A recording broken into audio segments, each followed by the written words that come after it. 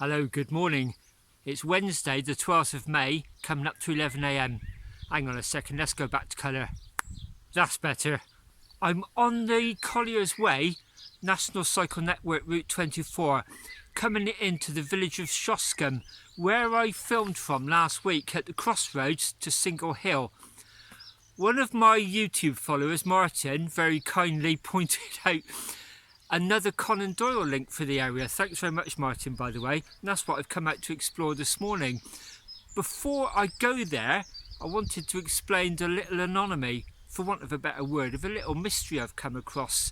So first of all, I'm going to head down, as I did last week, down to Shoscombe and Single Hill Halt Station, the site of the old station. Anyway, I'm at the site of the former Shoscombe and Single Hill Halt Station on the former Somerset and Dorset Railway. There's an information board here to mark the location. And last week when I was here, I discovered a link with Sir Arthur Conan Doyle. He used this place as a location in the Sherlock Holmes novel. He referred to it as Shoscombe Old Place. However, when I did some research during the week, I discovered those short stories in the casebook of Sherlock Holmes were published in the Strand magazine between 1921 and 1927. So here's the little anomaly.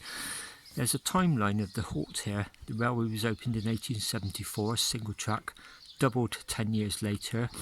There must have been demand for a station here, and it was opened in 1929. Closed in 1966. But there's the discrepancy. How could Conan Doyle have used this before it was actually opened?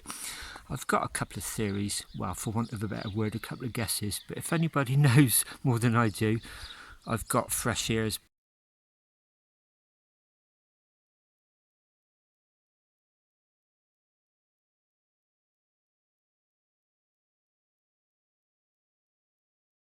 I'm back down by the Wellow Brook. Absolutely lovely here. There's the embankment for the railway where it crossed over an old bridge, this minor road where the river bridge is. There's these anti-tank traps. Hundreds and hundreds of flies just hovering across the water. I really enjoy making YouTube films and I always read the comments. I'm even open to negative feedback, I really am. I don't always have the time to reply, but I can assure you I read every single one. They mean quite a lot to me. Martin last week gave me a heads up about another Conan Doyle link to the area. I was unaware of that. That's why I was doing the research during the week. And it turns out he visited Dunkerton just a couple of miles away during the 1920s. And as Martin said, it would probably make sense with the link to Shoscombe just a few miles away. Just a little bit about Conan Doyle. He was born and raised in Edinburgh and actually went to the University of Edinburgh to study medicine. And he met, while he was a student there, people who would go on to be future writers, including Robert Louis Stevenson. But by his own words, probably his biggest influence there was Professor Joseph Bell, one of his teachers, who he describes as a master of observation, logic, deduction and diagnosis. He just describes Sherlock Holmes.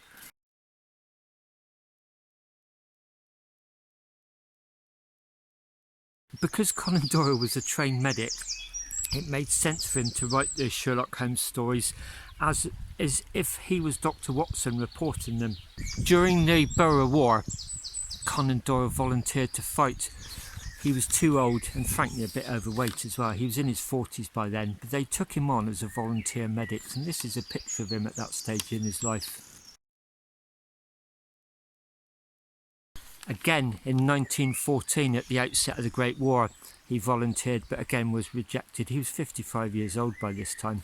The Great War took a heavy toll on him though, and he lost his son, his brother, 2 brothers-in-laws, and 2 nephews. It was after the Great War that he became attracted to spiritualism and the occult. And it's round about this time, in the 1920s, during his 60s, that he used to visit the Grange, which is where we're heading shortly.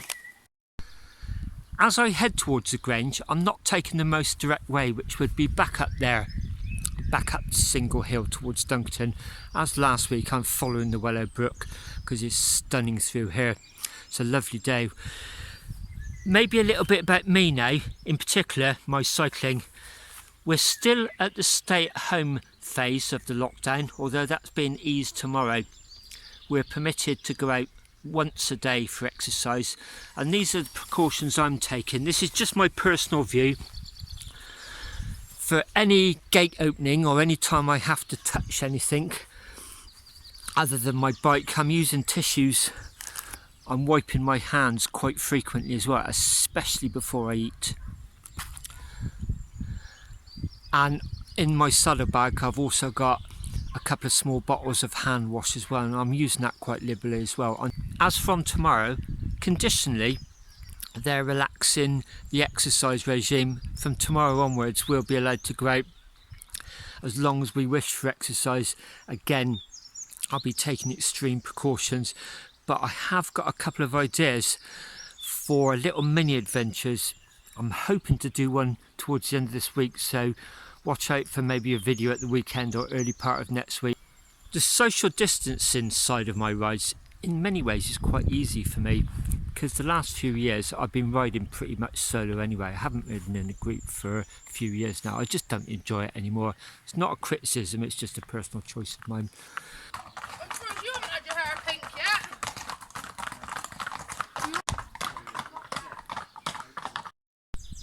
Here's another tantalising clue in Shoscombe. It says in that quote from the Sherlock Holmes story, "On reaching our destination, we took a short drive to an old-fashioned tavern."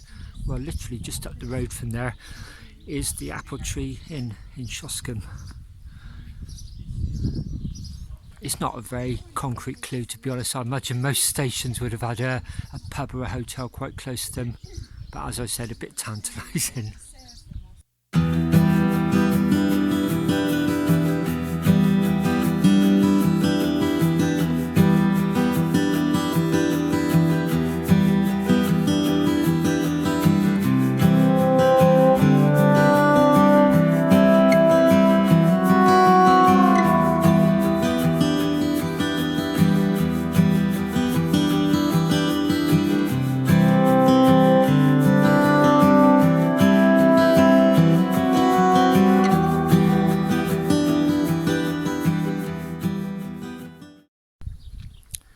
I left Shoscombe. I'm now heading towards Dunkerton as directly as I can. I'm trying to imagine if Conan Doyle did arrive at Shoscombe, how he would have travelled across to Dunkerton, because it's well known that he visited Dunkerton a lot in the 20s. I've had to use a bit of guesswork. I'm just taking the most direct route map-wise, but I've crossed the Peastown St John bypass and gone through all these side streets of a housing estate.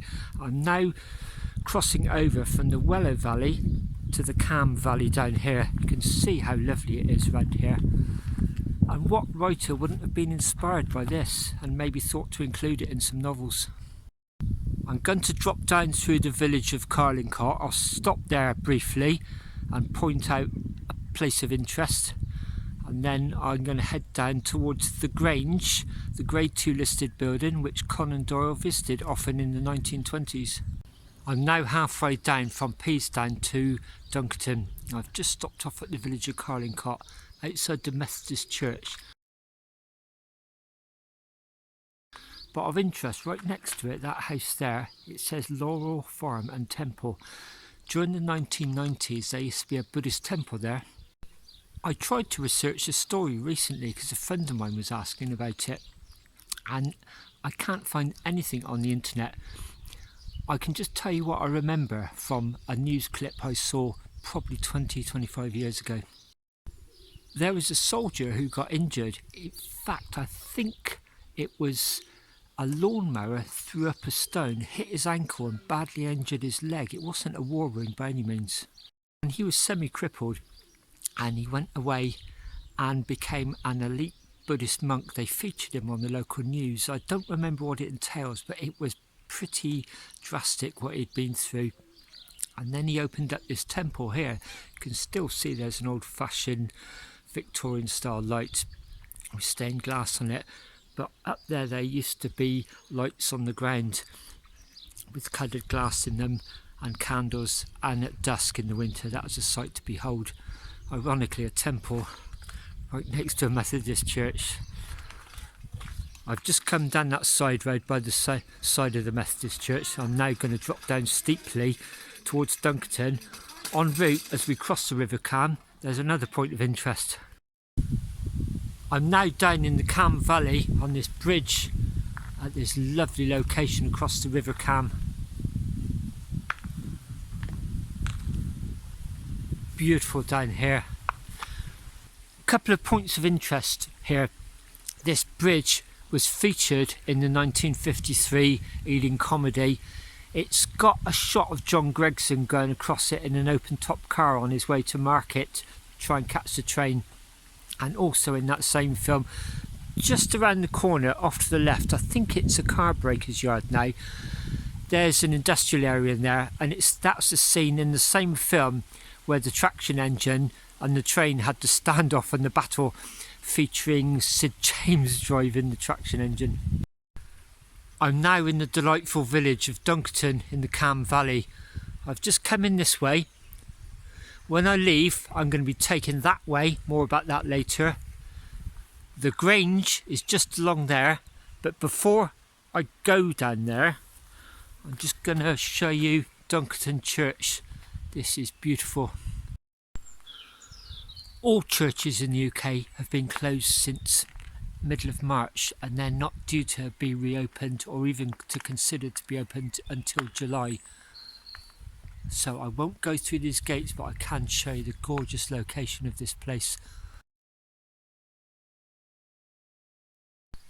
Here we are, after about 100 yards from the church. I've just pulled in here, and this is the entrance and the drive right up to the Grange. Because it's above road level, you can hover the pegman on a Google map right opposite it, drag and drop that pegman down onto the street, and it'll give you a street view, and here it is.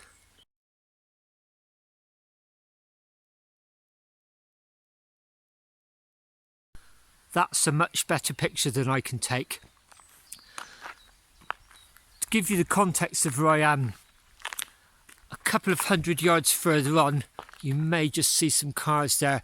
That's where the Bath Road towards Radstock drops down through Dunkerton, and then does a long climb up to Peasdown St John that way.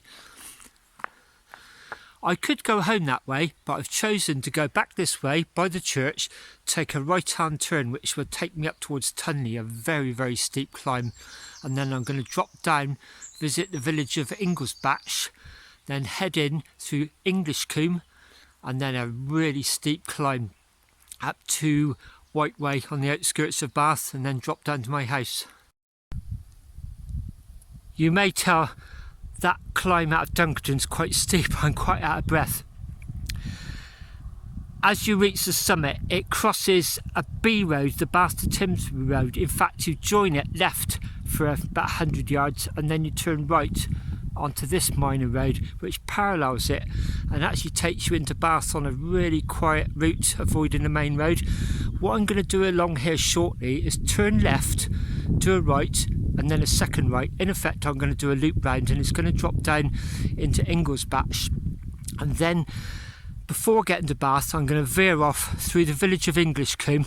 Then there's a really killer of a hill called Padley Hill, I think. It's basically just like tarmac painted on a wall. It's literally up like that, and that'll bring me out by Whiteway Garden Centre.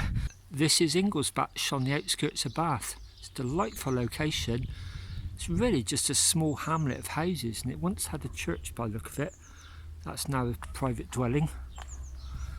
And the road doesn't really lead anywhere. It's just off a minor road, a loop. There's some farm traffic just crossed it.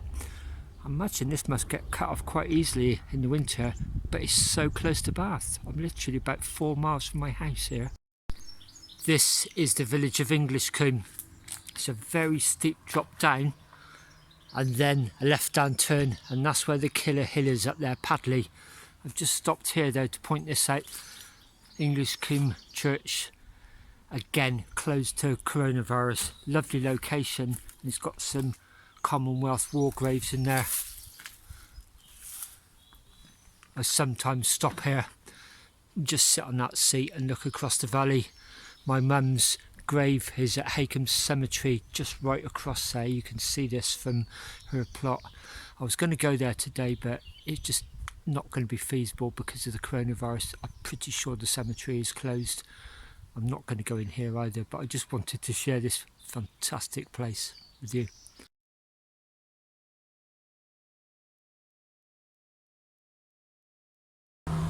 Here I am at the top of Padley Hill, well out of breath. Hope you've enjoyed watching this. As usual, thanks so much for watching. Until next time, stay safe everybody.